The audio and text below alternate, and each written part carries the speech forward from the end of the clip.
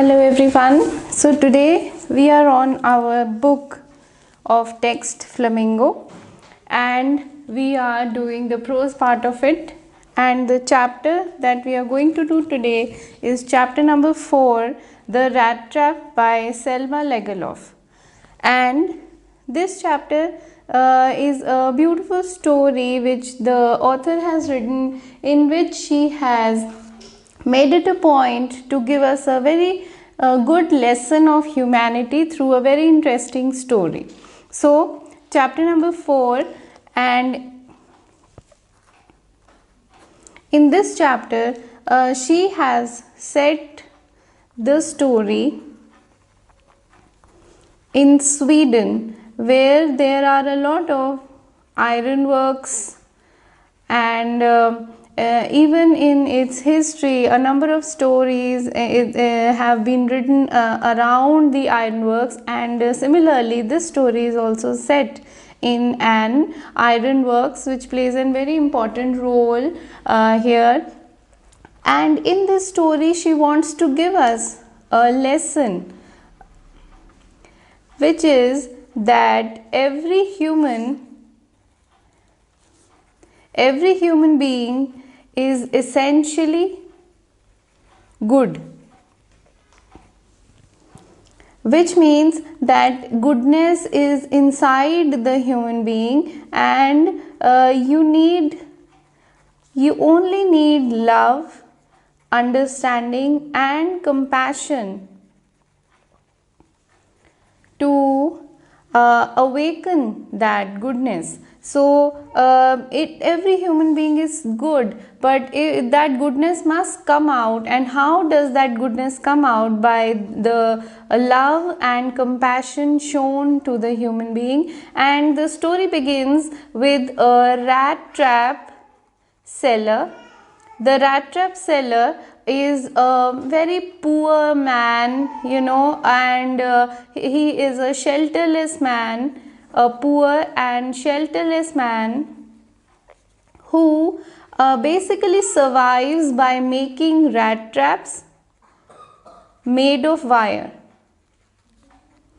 And he usually begs the material with which he makes these rat traps, and he also survives by begging and some petty thievery that he does. Why? Because he is so poor, he barely manages food, he barely manages to survive, and so he has to resort to begging and thievery, apart from the fact that he sells rat traps. And still he is a very very poor and a hungry man who has no friends, no relatives, nobody to call his own. And the author uses some lines in which she mentions how poor this man is, and she says clothes were in rags. She is describing the man, and she says his clothes were in rags, his cheeks were sunken, and hunger gleamed in his eyes. So he is a poor man, and that state is actually so visible on his face, and in the way he is dressed, and in his eyes the hunger usually gleams. So he has seen the world in its worst condition, you can say. And this man, because of his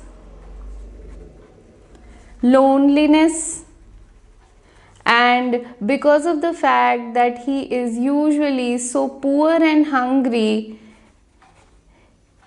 he has developed a theory of the world. So the author says that whenever he sits alone somewhere thinking about the world, he has developed a theory, and according to this theory he says that the world is a rat trap. So he calls the world a rat trap, and all the riches of the world, all the materialistic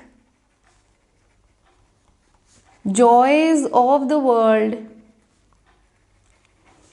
are the baits by which human beings are trapped. So just like we use a bait of some cheese or some bit of flour or something to eat, some bread, so that the rat is trapped in the rat trap, similarly he has developed this theory of the world in which he says that human beings are like rats, we are like rats. And what is the bait? The most important thing is the bait, and the bait is all the materialistic things that are in that tempt us, and with those materialistic things we are trapped in this rat trap of the world. And this poor man has made this theory because he does not have anything. So when he sees rich people, when he sees people who are content with whatever they have, this poor man develops this theory that, see, all these people have been trapped by the rat trap of the world, and he himself has seen the worst face of the world. How come he has seen the worst face of the world? Why? Because he has usually been treated badly. Wherever he has gone, people have they have shooed him away because he looks like a beggar. He is a beggar. People have shooed him away. People have shown him sour faces. People are not ready to be. They are not kind to him. So this poor man has seen the worst face of the world wherever he has gone. But this episode is when he goes to a cottage to ask for shelter. So one day he goes to a cottage and it is late evening and it is going to be night soon, and he goes to a cottage to ask for shelter, and he is ready that maybe somebody comes out and maybe he is just shooed away, go away, you are not welcome in our house. But he still knocks at the door of this cottage, and an old man opens the door, and to his disbelief, he is welcomed inside the cottage, and he does not believe his luck that today somebody has welcomed him in the cottage. Why? Because the old man was a widower and he had no children and he was alone. So he thought that, okay, I am alone, and he sought the company of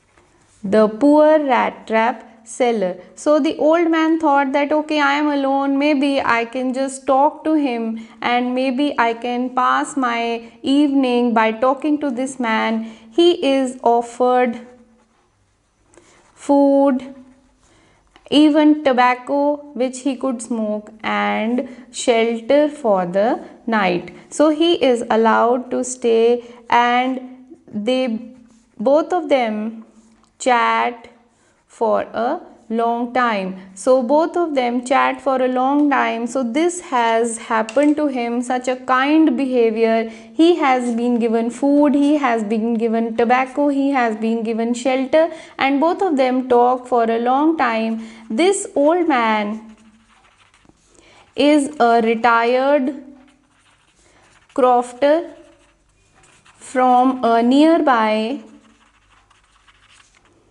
ironworks.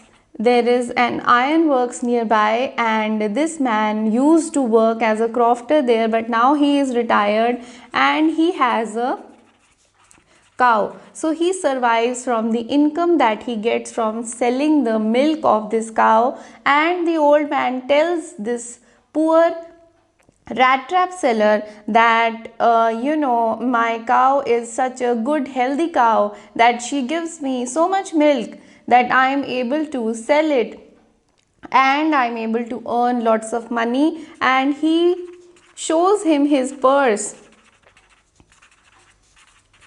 which is hanging by the window, and in that purse there are 30 kroners. You just have to remember this is the Swedish currency, and just like we have rupees, so 30 kroners, this is the Swedish currency where this story is said. And he shows that money to the rat trap seller and puts it back in his purse.